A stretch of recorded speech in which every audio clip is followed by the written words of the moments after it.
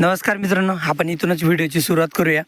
एक दिवस व्हिडिओला गॅप पडला कारण थोडासा लाईटचा प्रॉब्लेम होता. म्हणजे गावात लाईट होती, आपल्या घरीच थोडासा प्रॉब्लेम झाला होता लाईटचा, तर एक दिवस व्हिडिओ नाही पडला. आज पण लाईटचं म्हणजे सकाळी लाईट होती, पण थोड्या वेळानंतर लाईट गेली. कुट्टी करायच्या टायमाला लाईट गेली, तर त्याच्यामुळं कसं आहे, आभाळाचं वातावरण आहे ना, तर त्याच्यामुळे लाईटचे थोडे प्रॉब्लेम येतात खेडेगावात.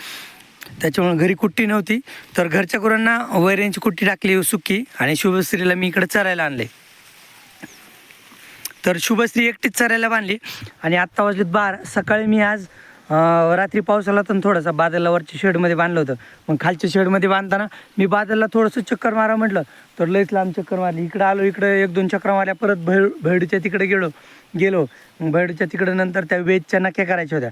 मग त्या वेदच्या नक्या केल्या. वेद म्हणजे बैल आहे बरं का, एक संत आमचा, जुन्या व्यवर्सला माहिती आहे. तर त्या बैलाच्या नक्या करताना मग परत आपल्या बादलच्या नक्या करून घेतल्या. तर नक्या काय बरोबर नाही केल्या त्यांनी. म्हणजे जे नक्या करणारे होते ना, तर त्यांनी फक्त त्याचा राऊंड कापला, मध्ये काही केलंच नाही. त्यांना घोड्यातलं काही जास्त माहीतच नाही नक्या करणाऱ्यांना. पण जस्ट थोडं बाहेरून कट करून घेतले बादलच्या नक्या. आता शुभश्रीला दुपारपर्यंत इथंच राहून देऊ. आणि तिला चरायची सवय ना. आणि इथं कसं आता चांगलं गवत आले डाळिंबात चरायला, म्हणजे वरच्या साईडलाच बरं का. मध्ये काही सांगता येणार नाही, मध्ये पण आहे थोडं हिरवं, पण थोडंच आहे. पण शुभश्रीला तर आजच्या दिवस बस होईल. आणि ती पण बऱ्याच दिवसातून चरायला आली. मी तर म्हटलं घरी वासरू येते का नाही चरायला, पण ती माझ्यासोबत चरायला आली. तर हिला एकटीलाच बांधतो इथं. पण काय होईल माहिती का, ती खाऊन झालं ना सारखं ओरडन, कारण तिला पण गुरांची सवय लय मोठ्या गुरात राहिलेली ती. तर त्याच्यामुळे ती आता एकटी राहती नाही, सांगता येत नाही. आणि ती लहान होती तेव्हा इकडे यायची चरायला, आपण गुरं चरायला नेत नव्हतो ना, तर त्यावेळेस इकडेच बांधायचो.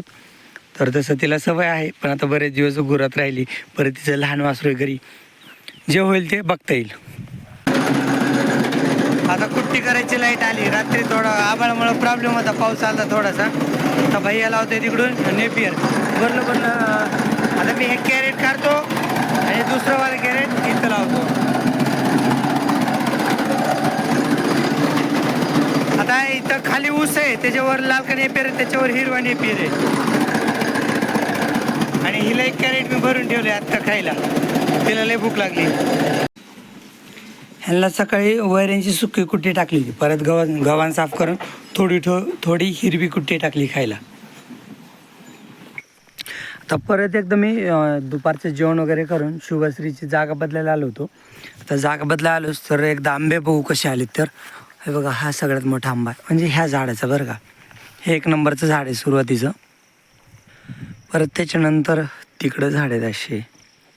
त्या झाडाला, मोठ्या झाडाला नव्हती आली, ते सगळ्यांना आली, पण थोडी मोठ्या झाडाला जास्त आली नव्हती.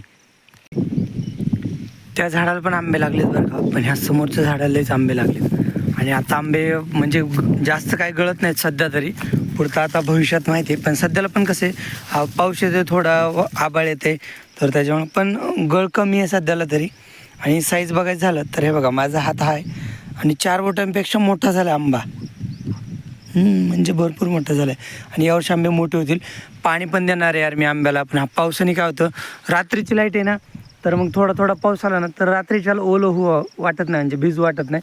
मग त्याच्यामुळे मी रात्रीच्याला सध्याला दाऱ्यावर जायचा कंटाळा करतोय पाऊस असल्यानंतर, म्हणून. नाहीतर ही आंब्याच्या झाडांना परत एकदा पाणी द्यायचं आहे, म्हणजे साईज मोठी होईल. आणखीन एक पाणी दिलं ना मग बस. आणि शेवटला पाणी नाही द्यायचं, मग नंतर शेवटला पाणी नाही दिल्यानं लवकर पिकतात आंबे, अशी गोष्ट आहे. तर ह्या झाडाला तुम्हाला सांगतो बऱ्यापैकी आंबे लागलेत. सध्या तरी मला वाटतंय 300च्या वर आंबे असतील बरं का ह्या झाडाला. 300च्या वर तर नक्कीच.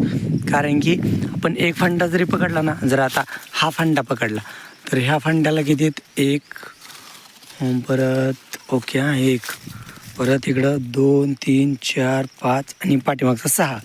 तर ह्या फंट्याला 6 आंबे आहेत. अशाच हा फंटा जिथं जुटतो तिथं परत 2 फांटे तसेच, तिकडून समोर 1 फांटा येतो हा, पर ह्याला मग 5-6 वगैरे असे आंबे आहेत. 200-300च्या वरती आंबे ह्या झाडाला नक्कीच असतील. ह्या समोरच्या आंब्याच्या झाडाला बारीकच कैऱ्या आहेत. सगळ्यात अगोदर मागच्या वर्षी सगळ्यात अगोदर पहाड ह्या आंब्याला लागला होता. ह्याचे आंबे सगळ्यात आधी पिकले होते आणि तेच झाड आपण सगळ्यात अगोदर उतरलं होतं. तर त्याच्यानंतर हे बघा, हे आपलं मोठं झाड आहे, सगळ्यात मोठं झाड.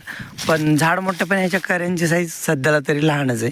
म्हणजे त्या कैऱ्या बघा 4 बोटाच्या बोटाच्या वाढे होत्या, तर ह्या तर 4 बोटात बसतात म्हणजे लहानच आहेत कैऱ्या ह्या, पण आहेत चांगलं प्रमाण चांगलं आहे कैऱ्यांचं. आणि ह्याचं कसं आहे, आंबे ज्यावेळेस आपण उतरू त्यावेळेसच खरं आहे, कारण की अवकाळी पाऊस भरपूर येतात आणि वारं पण येतं, त्याच्यात पण भरपूर नुकसान होतं. बघा एक पोपट होता वाटतं, आत्ता उडून गेला. पोपट का चिमणी होती काय माहीत नाही. तर हे बघा ह्या समोरच्या झाडा ह्याला पण चांगले आंबे लागलेत आणि ते लास्टला 2 झाड आहेत, तर त्यांना पण चांगले आंबे आहेत. आपण फक्त ह्याचेच आंबे जवळून बघू. मग शेवटच्या झाडाकडं मी जाणार नाही, कारण की मी घोड्यावर आलतो ना सकाळी, त्यावेळेस सगळ्या झाडांकडे फिरलो आहे मी. म्हटलं चला घोड्याचा तेवढा तरी फायदा करू, की सगळ्या झाडांना एकदा राऊंड मारू. रात्री थोडा पाऊस आला होता म्हणून मग मी एक कैरी पण घेऊन गेलो होतो घरी घोड्यावरच. तर मग घोड्याला असं रस्त्याने आणलं होतं, पलीकडून ह्या झाडात वाकडं तिकडं फिरलं थोडंसं आणि परत मग भैडूच्या कोट्याकडे गेलो. हे बघा ह्याच्या कैऱ्या यार, ह्याच्या मोठ्यात केराव 4 बोटं आहेत. मग पाठीमाग माझी 4 बोट आहेत, म्हणजे माझं तळ हात आहे. तर बघा तळ हाताला पूर्ण झाकला जातो म्हणजे रुंदीला. तर चांगल्या कैऱ्या झाल्यात मोठाल्या.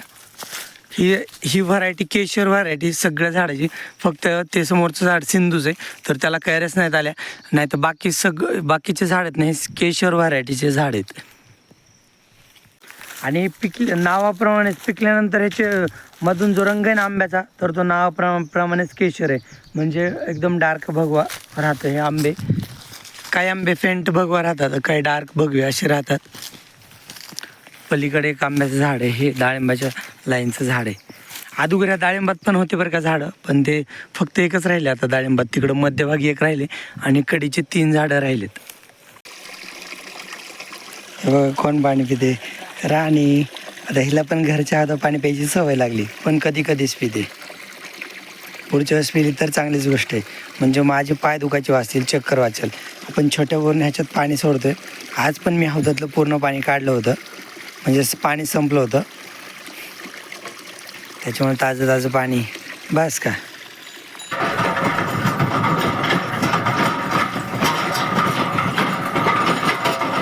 आता मी कोयत्या न्यायला आलोय, तर ऊस आणायला जायचे. आबाळ तर आलंय आज, हे बघा रोज आबाळ गरज होतं. हां बस खाली, मग बस धरलंच का गाडीला, आणि चल सरची चिमणे बस का.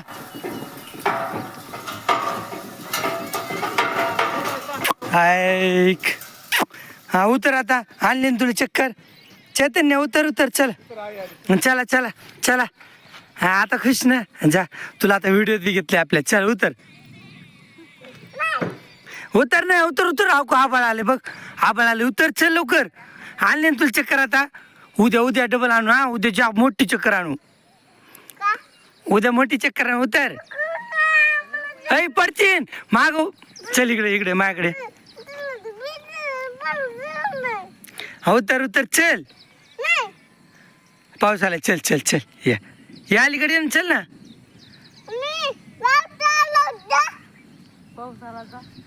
हा चल इकडे माझ्याकडे ये, इकडे चल इकडे. हा आकड बायला, आकड माग सर माग म्हण त्याला, सर माग सरक म्हण त्याला. हा बघ सरकाला माग. हा बा चला उतरा. तर मी आलो ऊस नेण्यासाठी आपल्या तळ्यावरच्या शेतात. तर मित्रांनो खाली एक मुळी शिल्लक आहे, फक्त ही गाडी टाकायची राहिली. तर एवढा ऊस तोडलाय मी, 1 दिवसापुरताच तोडलाय. 1 दिवस ऊस बस होईल, कारण की नेपेर पण तोडतो आता. उशीर पण झालाय आणि आभाळ आले, मग भिजत घरी जाण्यापेक्षा बैल इथं कुठे गेले, बैल इथं बांधायला चारायला सोडले होते. बघा एक लगे आला पण बैलापाशी, तर बैलांना घेतो आणि घरी जातो, कारण की उशीर झालाय. परत नाही तर भिजल मग मी, थोडा पाऊस आला तरी.